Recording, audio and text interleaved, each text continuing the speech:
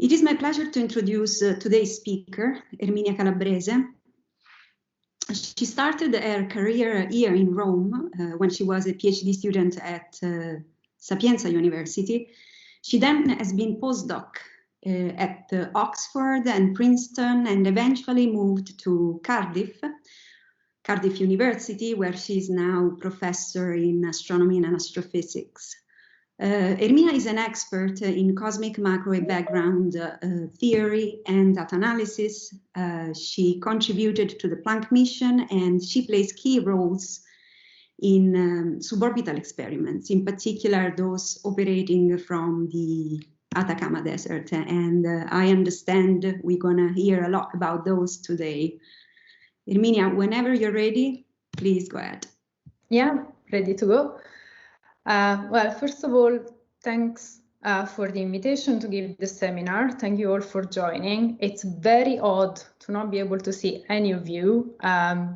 So apologies for my lost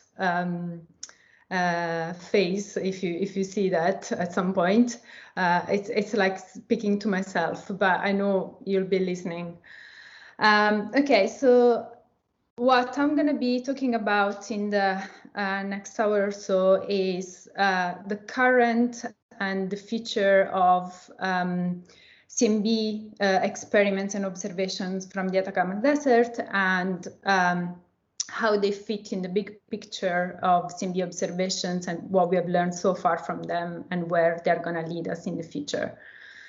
So to get started, I want to first mention a little bit what I mean by the microwave sky and what we expect to see in the microwave sky with a telescope that is going to observe at millimeter or sub-millimeter wavelengths. So here you have an example of a full sky image taken by the ESA Planck mission, and what you see is that there is a superposition of different emission at these wavelengths, and we can dissect this image a little bit to separate them out. And if we do that, we end up with different components that are laying on top of each other. Let's start with the right-hand side of this slide over here. So at the top, you have emission from individual sources. Now these are galaxies that will look like point sources in the sky, and these are galaxies that are either forming stars, so dusty star-forming galaxies, or, for example, active galactic nuclei that emit radio emission. Then, aside from these individual galaxies, there will be a large contribution coming from our own Milky Way, which emits synchrotron emission, shown over here, and thus thermal dust emission over here. And the key thing to notice in these three emissions is that these are very spatially varying emissions, and they have different features depending on the source of emission. For example, the Milky Way emissions are localized mostly along the galactic plane and follow the structure of the magnetic fields of our Milky Way. Once we have removed this more spatially varying signal, what we are left with is something much more homogeneous, which looks like this image now on the left. And this is a background signal covering the full sky, and it's what we refer to as cosmic microwave background. So I know all of you might be familiar with this, but I just want to give a brief introduction of the key properties of this microwave signal that we are going to be studying in the rest of this talk. So this image is really a snapshot of a very early universe. In fact, it's a snapshot of when the universe was about 880,000 years old. This graph over here is showing the full cosmic history and different key moments in the universe that characterize different physics phenomenon, as well as different processes that appear or start to happen as the universe evolves. So what I want to do now is I want to stretch this image a little bit and simplify it in content. So we'll go here, remove all the white written text and stretch it so that it's not as linear as before in time, and go over the cosmic journey that this radiation, the cosmic microwave background, faces as it starts at the beginning of the universe all the way to today. So we start with the Big Bang, where we think these photons and everything else present in the universe was generated.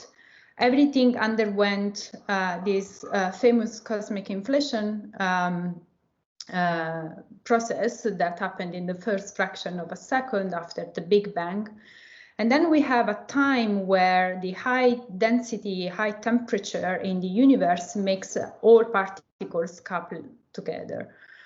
So what we have here is a mix of everything that is present in the universe tightly coupled together in what is in fact the equivalent of a big bubbling cosmic soup.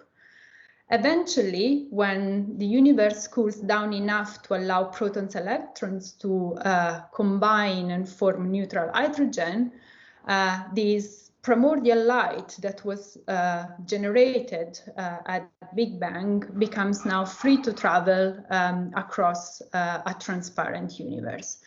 And this is the key moment that we identify as the moment in which this CMB light is starting to tell us about the universe. And these photons will then travel pretty much undisturbed across dark ages when there is no other light apart from this initial one. Until then, the first stars form, and the heating released in the process of this formation will cause an opposite situation to what was present at recombination. So now the neutral atoms break up again and generate new additional free particles for this light to interact with. And this is true at the time of first stars, but interaction will continue also later on as this light then travels all the way across the cosmic web and the structures that are forming and will eventually evolve into the objects that we see in the night sky today. They arrive, the light, the CMB photons arrive to Earth as a very faint radiation with microwave wavelengths that comes in a very uniform and isotropic way from all directions of the sky. So the key reason why we are after this radiation is because it really tells us pretty much everything that happened across the whole universe history. Because whatever physics happened and was present at the time of the very early universe would have left an imprint on the properties of this radiation at recombination. And then everything and every interaction that it faces as it travels from this moment to today will also leave an imprint on what we measure today. So it's a way for us to explore the whole cosmic history and to explore the physics that happened across this cosmic history, going all the way from measuring the nature and the properties of the primordial fluctuations to later times when, for example, dark energy is dominating the universe and is affecting, for example, galaxy evolution. Right, now just to go a little bit more into the different properties that we are after when we look at this radiation. Here is a schematic view of the three main components that we try to measure, or that we do measure of the CMB photons, and that we use then to infer about universe properties. So the CMB has fluctuations in its temperature fields. So these are the temperature anisotropies that tell us a lot about the physics in the early universe. So they tell us about the initial density perturbations that were present in the universe, gravitational effects, and how the CMB photons interacted with baryons at early times. And he also tells us about late time interactions between CMB photons and galaxies and galaxy clusters. On top of temperature, this light will have a degree of linear polarization, and this polarization is generated by Thomson scattering between the CMB photons and free electrons and hot electrons. And there are two key moments in the cosmic history that this happens, and those are recombination and reionization. So by looking at polarization, we can study the universe in these two specific epochs. And then the last thing is the deflection that these photons encounter as they travel and interact with the large-scale structure of the universe, which will generate a signal that we call weak lensing signal that is represented here as a map of these deflections, and that immediately informs us about the geometry and of the universe and the matter content and distribution across the universe, all the way from recombination to today. We can then go to fundamental physics and parameters that characterize the universe by taking the information that is contained into these maps of the sky and compress them in what we call the angular power spectra. So here on the left, you see a plot showing the variation basically in the CMB map as function of angular separation in the sky for temperature in purple and polarization here split between E modes and B modes in orange and blue. And apart from noting that these signals are very different and there are many order of magnitudes between them, the other thing that this plot wants to highlight is that different regions of these power spectra can be directly connected to physics that happens across the universe and that we want to constrain using CMB observations. So, for example, these features, these main acoustic peak features in the temperature and E modes of polarization is where we measure most of the lambda CDM basics parameter. If we want to do inflation, there is a distinct signature to appear in the B modes as well as over here in temperature. Reionization will show up in the E modes down here or late time temperature over here, and so forth. And on the right, I've listed a number of key fundamental questions about the universe that we haven't answered yet, and that we want to address with new observations that will characterize this power spectra across all different angular scales. So to summarize, the process that we do is to build a telescope and make sure that it's sensitive to the microwaves, collect images of the sky that capture the fluctuations in the temperature and polarization field of the CMB, then compress down this information usually in power spectrum space, which is something that we can then easily compare with theoretical predictions. And these theoretical predictions will depend on a number of cosmological parameters that we then constrain by comparing our observations with different theory predictions. And this is an example of how you do that with observations from the Planck satellite concerning the different constituents of the universe.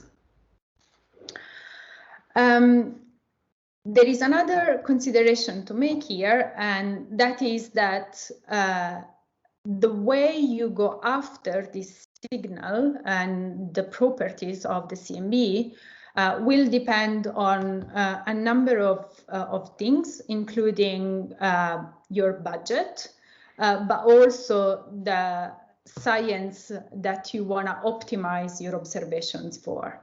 So this is an example of how different experiments position themselves in different areas of this two-dimensional parameter space, where you have on the y-axis sky coverage and on the x-axis resolution in your observations. And you see that to max out on sky coverage, you tend to need the satellites that go out of the atmosphere and can get you a full sky image of the sky, while ground-based experiments that are represented here by some existing experiments located either at the South Pole or in Chile, can choose to only observe a fraction of the sky, but then depending on what they're after, they can play a different game when it comes to resolution. Just to give you an example, this BICEP Keck experiment over here and the South Pole Telescope over here, they're both located at the South Pole, but because they're after two different science goals, they make different choices on what resolution they're observing at. Similar from the other site in Atacama, in Chile, this is an experiment.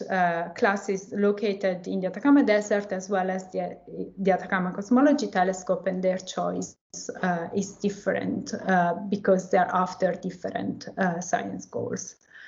So what you will see in the rest of this talk is usually a mix of showing complementarity between space and ground-based observation, but then highlighting the advantage and extra science that you gain by pushing your observations into a very high resolution regime.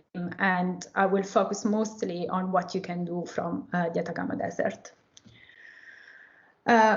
Okay, just to finish on the background and state of the art, I just want to mention that, before going to that, this is another way of visualizing the difference between high and low resolution in these observations. So here you have the same patch of the sky observed by Planck, so a satellite, and the equivalent observed from the Atacama Desert with the Atacama Cosmology Telescope, on top for temperature and below for polarization.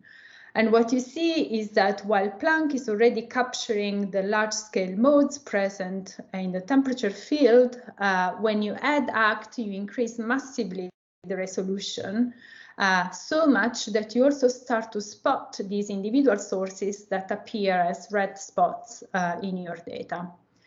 For polarization, it's even more apparent because Planck is still noise dominated, and the small scales really pop up when you add the data from ground-based observations. In terms of power spectrum, this will translate into a complementarity in angular scales that are observed by the two experiments. From the satellite data, you will be able to measure all the large modes that correspond to large angular separations, but you will have a cutoff at high multiples that corresponds to a cutoff in the angular resolution of your experiments. And on the contrary, with ground-based observations that target a high angular resolution, you can push these maximum multiple to very high values, but you will have some limitations on the lower end. And only when you put the two together, you get a full representation of all scales. As shown here with real observations now collected by Planck and the Atacama Cosmology Telescope. So what you see is that the Planck data eventually stop at a multiple of about 2500, which correspond to about 0.07 degrees in the sky. And then the ACT data pick up from where Planck left and continue all the way to 10,000, which correspond to roughly 1 arc-minute resolution. Now you can ask, why do we care about this? Well, there are two main reasons. The first one is that this region over here, where the Planck data actually stop, is a prime region to test models beyond the standard model. So you want to make sure that you get these measurements really right if you want to place constraints on fundamental physics parameter, for example, beyond lambda CDM. And the other reason is because if you want to anchor and remove those additional source of emissions that are present in the microwave sky, then you need to measure them over here and use this region of the power spectrum as a way to then subtract this signal from the more cosmologically interesting region of the power spectrum. Okay, so if we put together everything that we have done so far in SIMB observations, this is where we were at the end of last year when the final Planck release came out. And this is showing a collection of all observations, all, well, not all past observations, but all key observations that are either contributing to current constraints or are showing the field at present in terms of ongoing experiments. And then when you go and extract cosmology from all this data, you find out that the universe is really well described by the standard lambda CDM model. This is one of the main conclusions that was drawn in the Planck papers, and that all parameters beyond lambda CDM that characterize fundamental physics across the universe are consistent with standard model predictions. The other thing that has been noted with the different Planck releases is that there is good consistency between SIMB observations and other data sets, for example, baryon acoustic oscillations and Big Bang nucleosynthesis predictions. But there seemed to be a problem with the Hubble constant. So I'm sure you have heard this before, but I just want to mention it here because it will come back later. The latest results or the latest estimate of the Hubble constant from the CMB are in tension with the same measurement that you get in the local universe with the Cepheids-based estimate. And I'll come back to this later. Okay, now I want to move to the specific present and future of the Atacama Desert. You have already seen a few plots that cover what the Atacama Cosmology Telescope can do, but I want to now give you a snapshot of where we are now with it and then where we're going to be next, and then project even further to reach into the era of the Simons Observatory.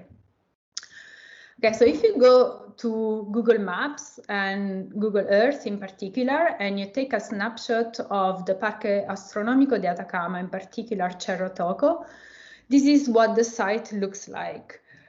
So you have 3 existing experiments on this plateau. There is the polar bear Simons array and the class experiment that I will not be covering in this talk. And then there is the Atacama Cosmology Telescope located over here, and this is the projected site for the Simons Observatory. So ACT that you see over here is a 6-meter telescope funded by the National Science Foundation that has been operating since 2008.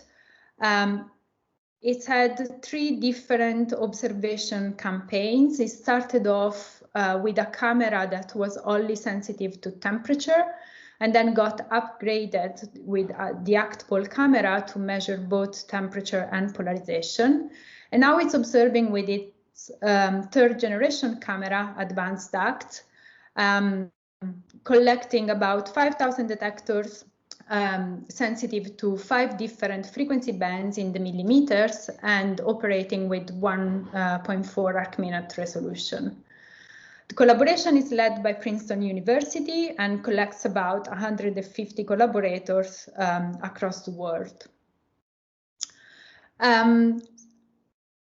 As I said, ACT started observing in 2008, so that's more than a decade, and we've had a number of releases of different scientific results from this telescope. This is just a collection of highlights and different science that you can do with this telescope. I will not go into the details of any of that, but I just want to mention that this span a pretty wide range of physics, going from cosmology, from the power spectrum and lensing, all the way to characterization and of clusters and sources, as well as measurement of emission of dusty star-forming galaxies and radio galaxies. So in July this year, we had a new ACT release, the 4th ACT data release, and this is a snapshot of the latest ACT sky survey. So what we published was a collection of data bringing together 4 different seasons of observation from 2013 to 2016. And these 4 seasons covered different regions of the sky. We started off by observing these 3 deep patches, deep 1, deep 5, and deep 6, 2013.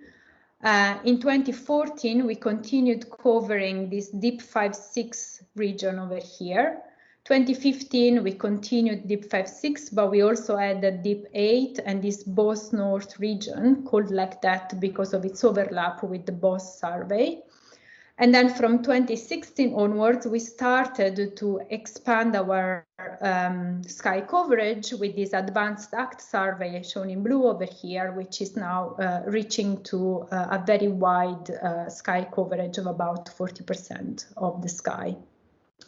So the reason for doing this was that different science topics prefer different depth in your observations. So there is value in going really deep and measuring the same patch of the sky many times. So improve signal to noise on a very deep region, but small region in the sky. And some other science goals would want to go as wide as possible. And so there is also value in then expanding your coverage and observing larger sky fractions. So just to give you a very high-level overview of how this data then convert into CMB maps. In total, the full region gives you about 16,000 square degrees of coverage that is shown here for temperature fluctuations for the CMB. And this, as I said, corresponds to about 40% of the sky. And you see that we now also have some coverage of the galaxy that we are also using to access galactic science. If we then zoom into one of the deep regions, for example, these are 630 square degrees from this deep 5-6 region, you see that the noise is lower than what you have in the wider sky coverage because we have a higher map depth over here, and that you can distinguish more the small scales in these deep regions. But overall, when we put together all our temperature observations, what we currently have is high resolution measurements over the full 40% of the sky. And this is the equivalent for the E mode of polarization in the deep 5-6 region. These are not as high signal to noise as temperature as yet, but what we have at the moment is about 4,000 square degrees of a signal dominated EMAP across the sky. And we then take all these regions and we combine them in power spectra. And we do this for two sets of spectra. We combine in what we call the deep spectra, all the deep regions. So deep 1, deep 5, deep 6, and deep 5-6 are combined together to form a single set of spectra, combining all different detector arrays and all different seasons of observations. And we have these for two different frequencies, 98 and 150 gigahertz. And then we do the same for the remaining patches to have the wide power spectra. So we get, as I said, just because you have different value in different observations, we end up with two sets of spectra. And if I flip back and forth between the two, you will notice that they differ mostly in this region over here.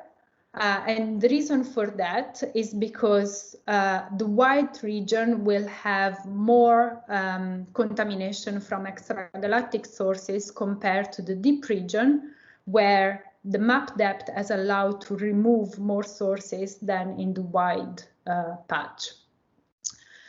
Then we can also combine all of them together and compare with other experiments, and in particular compare with Planck and check what is the gain from this new ACT data compared to what Planck has already told us about the CMB. So this is a comparison in terms of power spectra and noise, but also in terms of sensitivity to different cosmological parameters. I don't have the time to explain in details both plots, but the key takeaway messages is that overall, the ACT data at the moment have a third of the constraining power of Planck's data, but they are very complementary in L space.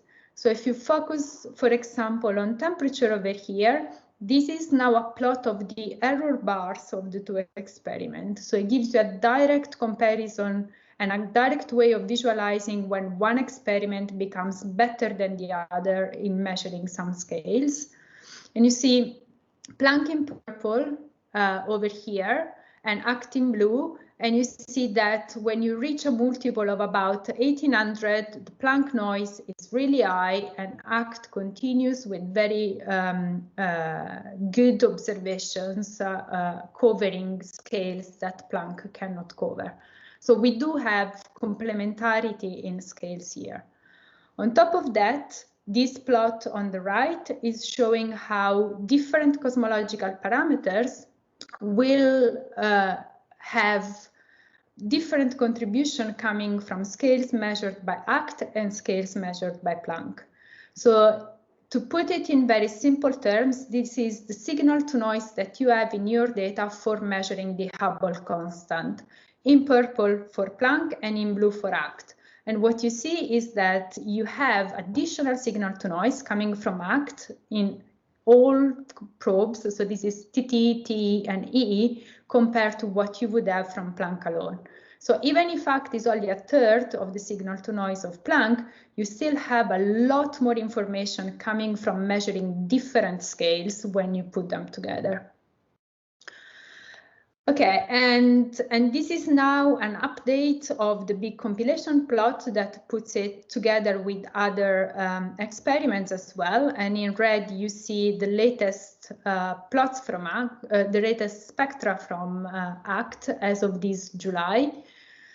And we did a similar thing that was done for Planck. We then take all this data and we go to cosmology and we see what we can say about the universe. And what we found is that we have very good consistency with the results that Planck finds. So we are consistent with lambda CDM, and our lambda CDM parameters are consistent with those measured by Planck. We also looked at fundamental physics beyond lambda CDM, just as done by Planck. And again, we find consistency with standard model predictions for these parameters. And because we are consistent, you can imagine that we will also find the same tension that Planck finds in the Hubble constant parameter.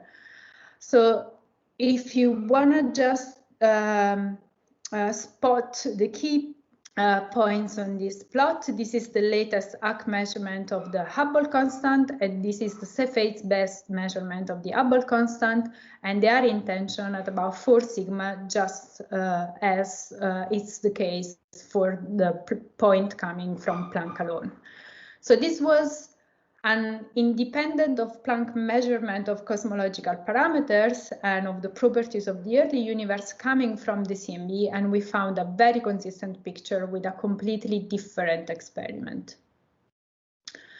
Okay, so on top of the standard CMB science that you can do, there is also other things that we are doing. There are also other things we are doing with the ACK data, and this is just a snapshot of 3 beyond CMB science cases that we have published recently. On the right, you have an image of galaxy clusters that have been identified and collected in our ACT maps. And in fact, this is now the largest catalog of galaxy clusters obtained. On the bottom panel, there is the overlap between the lensing map coming from the ACT data and the cosmic infrared background distribution as measured by Planck, showing correlations between the two datasets. And then on the left, there is a collection of a number of nearby objects that we can now clearly see in our multi-frequency data combining ACT and Planck, and compare them with radio and optical images for the same objects. Going forward, ACT has not finished yet doing its job. It will continue observing until 2021. This is where we are here. And now this plot is also including a little bit more details about the frequency coverage and the different arrays, the different detector arrays that are operating, that have operated in the past and are currently operating. But in general, what we are doing for these final years of ACT is to continue observe these 40% of the sky and do it at 5 different frequencies. So the 3 main cosmological channels are 98, 150, and 220 gigahertz. But we also have now 2 low frequency channels at 30 and 40 gigahertz. And we will get at the end of this survey with a total noise 3 to 6 times lower than what Planck has on its full sky maps. And this will give us new cosmological constraints on a wide range of parameters and topics. And because we're doing this at very high resolution, it will also give us a lot more data to go after sources and other emission studies. In particular, we already have in hand over 4 times more data than what we published this July that are being analyzed. After 2021, we will probably stop talking about ACT after the final release, and we will transition to the new Simons Observatory. So this is now the same picture that you have seen before, but with also a projection of what the site will look like when the Simons Observatory will be up and running.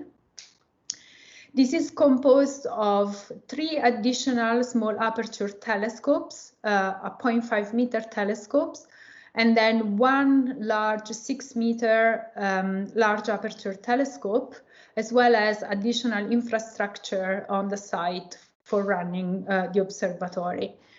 The plan is to deploy about 80,000 detectors operating in 6 frequency bands and with different resolution according to the different telescopes. And the project got started thanks to support from the Simons and Acing Simons Foundations in 2016. It's now a large international collaboration, bringing together about 10 countries and 300 collaborators that are busy planning they're busy building the observatory and planning the analysis of future data. So ESO will carry forward 2 different sky surveys with the 2 sets of telescopes. The small aperture telescope will be dedicated to observe 10% of the sky to go after primordial B modes, while the large aperture survey will cover between 40 and 70% of the sky to do high resolution science and to maximize overlap with other optical and redshift surveys as shown over here. And I just want to conclude by giving you a little tease of the science that we can do with the Simons Observatory.